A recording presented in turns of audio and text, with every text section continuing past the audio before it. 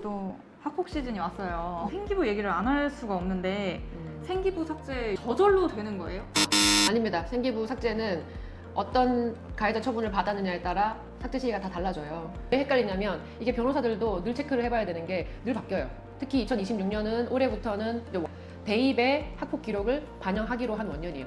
근데 올해부터는 전면 반영하라고 교육부 지침이 내려왔기 때문에 대학교가 학폭 기록을 반영할 수밖에 없는, 다만 어느 정도로 반영할지는 대학들마다 좀 달라질 것 같아요. 쌍방폭행 사건도 되게 많잖아요.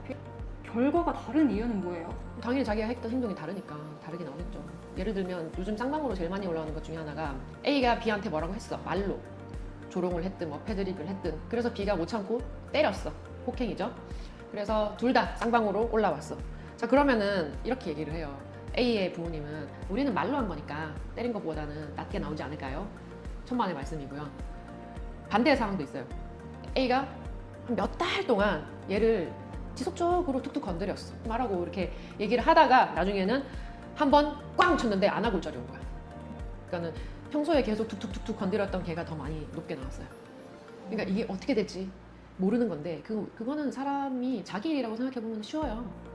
사실관계가 신고하는 단계에서는 잘 서로에게 공유가 잘 안 되고 드러나지 않으니까, 또 부모님들이 자기 자녀의 말만 100% 의존을 하고 신빙을 하니까 상대방 얘기 안 듣고 객관적인 위치에 있지 못하다 보니까 사건을 망치거나 아니면 사건을 오히려 잘못 인식하고 있어서 잘 대응 못하는 경우가 이 학교폭력의 특징이에요. 대응하시려면 어머님, 아버님들이 수사기관이 아니잖아요. 그거를 뭐 수사하려고 그러고 뭐 하려고 하지 말고 객관적인 시선을 보탤 수 있는 방법을 찾으세요. 가장 편한 것은 제3자, 변호사를 찾아가서 상담을 받는 일이고, 객관적 시선을 좀 보태야 돼요. 안 그러면 학교폭력 꼬일 수 있습니다. 학폭에 들어가서 부모 말을 못하게 하는 경우도 있고 막 변호사가 발언을 못하게 하는 경우도 간간히 있으시잖아요. 있어요. 이런 일이 있을 때 이거에 대해서 불복을 할 수 있어요?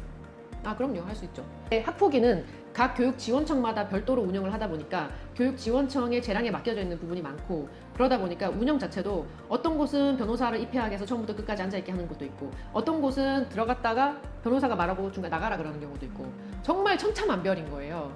절차를 향유하는 사람 위주가 아니에요. 그는 그 절차를 이끌어가는 사람들이 그들의 편의적으로 만든 절차가 되게 많단 말이야. 그 예를 들면 심의기일도 안 바꿔줘요. 한번 심의기일 잡히면 그날 무슨 일이 있어도 가야 되고, 안 되면 그냥 서면으로 내야 되고, 또 방금 말했다시피 변호사가 진술하고 싶은데 못하게 하면 못하는 거야.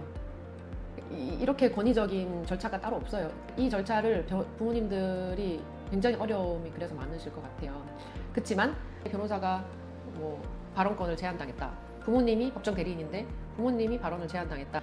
방어권에 문제가 있는 상황이 있다라고 하면은 그거는 소송 가서 다투시면 돼요. 요즘 집단폭행도 엄청 많잖아요. 그래서 다 같이 이제 학폭위를 신고를 해서 올렸는데 몇 명은 화해를 한 거죠. 일부만 취소를 할 수 있는지.